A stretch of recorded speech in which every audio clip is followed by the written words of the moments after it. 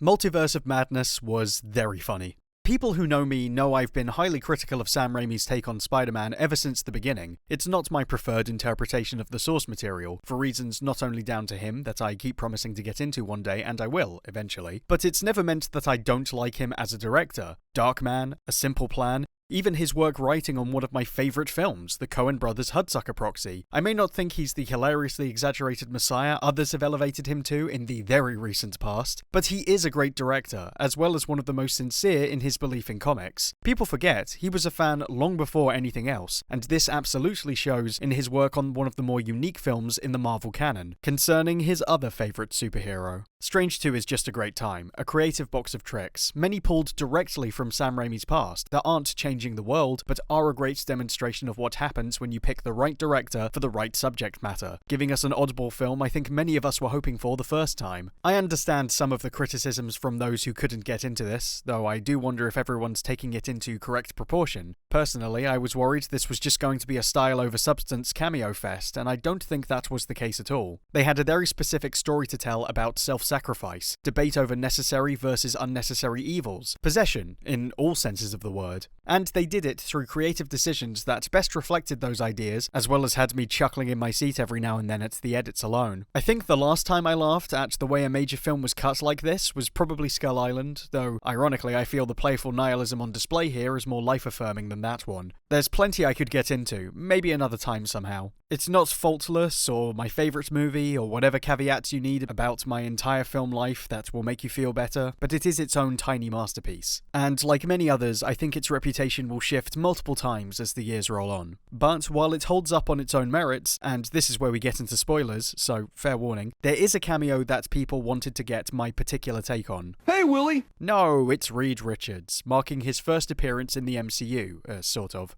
This isn't the MCU's dedicated interpretation of Reed Richards. This guy's from an alternate universe, sitting in as a member of the Illuminati, a group of heroes who in the comics meet in secret to manipulate and discuss matters they feel could threaten mankind. Even so, given I made a nearly 2-hour video defending both the existence of Reed and his family, I get why some people wanted me to speak on this. I have to admit, my response when he showed up was less a quiet, ah, and more a quiet, ooh. Because, yeah, the internet didn't exactly keep this one to themselves, did they? Not that people really knew this guy was in it beyond rumours and weren't just hedging their bets on any possible outcome, because, you know, they were wrong about the other one. John Krasinski has long been fancast as Reed Richards, I think purely down to the viral nature of this one weird Photoshop, and I'll be honest, he's not someone I ever necessarily thought of before anyone else. But I've heard the casting almost everywhere I've turned, and in some ways I kind of wish I hadn't. I'm really happy for the people who wanted to see this, but for me, I enjoy when the MCU makes a decision I didn't know I wanted and find myself pleasantly happy to see, well represented by the person who showed up at the end of the film. Marketing was pretty terrible at keeping secrets on this one anyway, so it's not all the fault of the fans, and also my fault for not going completely dark on social media, knowing how bad it's been since No Way Home was announced. Still, I did at least get a good shock from the comics accurate Black Bolt showing up. Good on Ansel Mount for getting to take back the heat he got from that terrible Inhuman series, as well as showing us the best version of the character's powers as depicted on screen so far. Now that's how you do it. The one thing that seemed to upset some people was that Reed's appearance is cut short by coming down with a case of the deads. It's a pretty comically brutal scene, and I heard some people found this mean-spirited, bringing in a character everybody wanted to see and then murdering them almost gleefully, along with these other guys, as if it was a big middle finger to the fans. Well, I'm a fan, and I was extremely okay with this. It's kind of perfect. Let me explain. You know, the one problem Reed's always had is this public perception that he's an arrogant ass who puts more people in danger with his insane ambitions and obsession with correct answers than he saves. We know that's not true. We know 2 hours of that not being true. But we also know where that comes from. Reed does let himself become blind to his flaws. He does sometimes pursue things that are dangerous at the expense of what's sensible or correct. But when he does, it's often for empathetic reasons that he thinks will help others, and he's always devastated when they go wrong. That's an aspect of who we get here, and it's important for an audience at large to consider on any level, already more nuanced than anything we've had on screen before. This Reed isn't sent up as a willing antagonist or an arrogant blowhard. The guy we meet is very sympathetic. He acts as one of the most approachable guys in the group, and he tries to reason with people in a way that doesn't feel condescending. It's not much to go on, being only a few lines and performed fairly indeterminately, but I know Krasinski can act, and I know if he's chosen for the official role, this is him keeping a blank enough slate so that whoever whoever directs that movie can have more freedom in their own choices. And of course, it's an alternate universe version, so all bets are off. It was funny when he lightly stretched to drop to the floor, and my brain went, oh yeah, he does that, doesn't he? The real nuance to pay attention to is that, for all his nice words, he's part of a very suspect council of people judging other heroes and deciding what's best for everyone else. It's made something of a utopia, but it's clear their methods are fairly extreme. As Mordo notes, the bill comes due. You have to look at the Illuminati in the context of the story being told, because they are merely a goal to get across its central thesis. Like I said, it's a movie about morality within the superhero community, the next step up from Civil War. That movie was about protecting the concept of heroes in order to better protect the world at large, whether or not you could maintain that balance. But this time it's about the individual, and the nature of self-sacrifice. What are you willing to put on the line to save others? The movie opens with a version of Strange telling a young girl she has to die for everyone's benefit. At Christine's wedding, someone confronts Stephen with how his actions led to the death of their loved ones, and why Strange gets to walk away. Why that was coincidentally the only possibility. Strange watches Wanda lose her mind after realizing she can never have the life she wanted, desperately flexing her abilities to satisfy no one but herself, as one friend pointed out, often evoking the gluttonous witch of Hansel and Gretel, in front of her own children no less. The fact we murdered the Strange who reveals himself to be so immoral early on, and then at the end of the film puppet his mangled corpse with reluctantly bonded dark magic demons to force them both through the ultimate act of self-sacrifice and set of good deeds, I feel that's a very deliberate message it's trying to get across, in a really fun way. The Illuminati are another reflection of that morality in putting themselves above others for what they feel was the greater good, something a version of Stephen was a part of. And any number of heroes could have been chosen to make the point, but choosing Reed specifically made it matter so much more. This version of Reed, who comes across as sympathetic, but was still willing to do evil things to keep the world and his family safe, and didn't put himself on the line until the last moment, is the purest representation of Reed's constant inner conflict. Could I do better? We know that Reed in Jonathan Hickman's run has looked at versions of himself who made bad decisions for what they thought were good reasons, often putting their genius and need to exist at the forefront of those plans. When they all failed, he was deeply affected by it, and told himself no, there has to be another way. I can imagine the same would absolutely be true here, too. That conflict is now the central thing audiences will know him for, the smartest man in the room who spoke nicely, but couldn't save his universe. Strange learned from meeting that man and his team, and that is a challenge Reed now has to overcome in the audience's perception of him, the terms that will define his path forward to hopefully overturn that conflict and win the world to his side.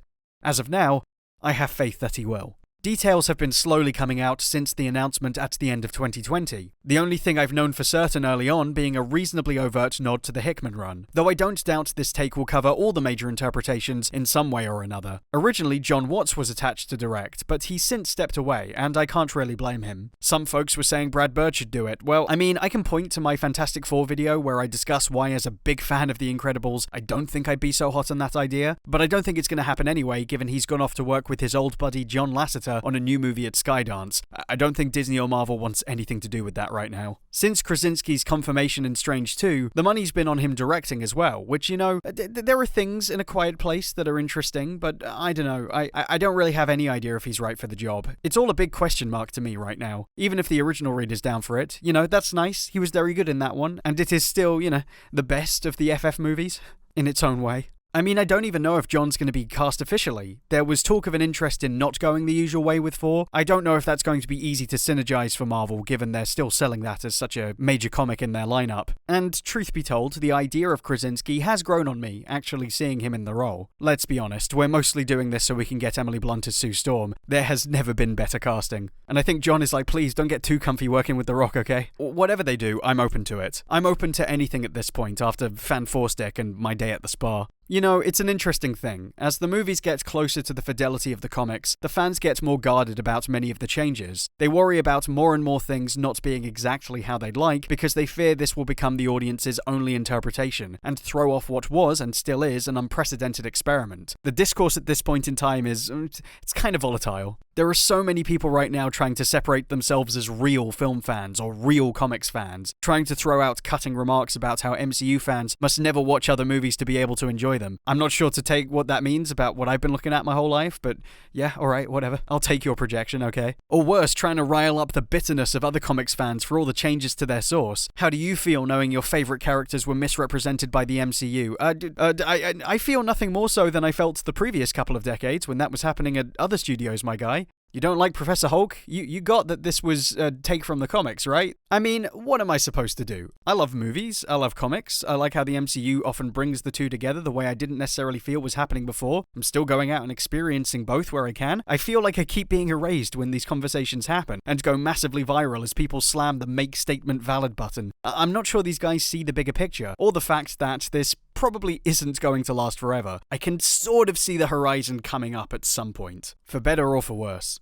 Historically, for both movies and comics, this is still a big deal. We've never had an interconnected universe of movies getting across the essence of an adapted universe of works this successful amongst general audiences on this scale. And I don't blame people who are nervous when their favourite characters don't show up the way they'd want exactly, but I do think it's gotten silly in some places. I think it's gotten away from recognising the unique position we're living in and that things are constantly shifting, if slowly. You're worried Kamala Khan's not going to represent the awkward stage of puberty and her cultural displacement by having awkward-looking powers as was originally conceived. I get it, I'm with you, but well, I lost the fight in seeing a depiction of my favourite villain's original look as the perfect embodiment of Peter Parker's antithesis, for reasons I'll get into one day, I promise, multiple times in multiple popular iterations. This is sadly no longer the most recognisable default, even though it really matters to me. I feel your pain, but I think we have to give this a chance. With the creators of the comics themselves on board, hoping this will grow the character's popularity, a character I have to admit I'm glad exists, even though I found difficult to enjoy, I think you might as well see where this goes before throwing all our toys completely out of the pram. They sort of made up for it in my case. Maybe they will for you too. Or not, then you can go for it. This might seem like a tangent, but what I'm getting at is that I've already lived through these missteps that some weird people are trying to claim I should not see as so bad now, whereas Marvel Studios' output has felt much closer to what I was always hoping for as a fan of both movies and comics, with at least a 65 to 70% success rate on me personally.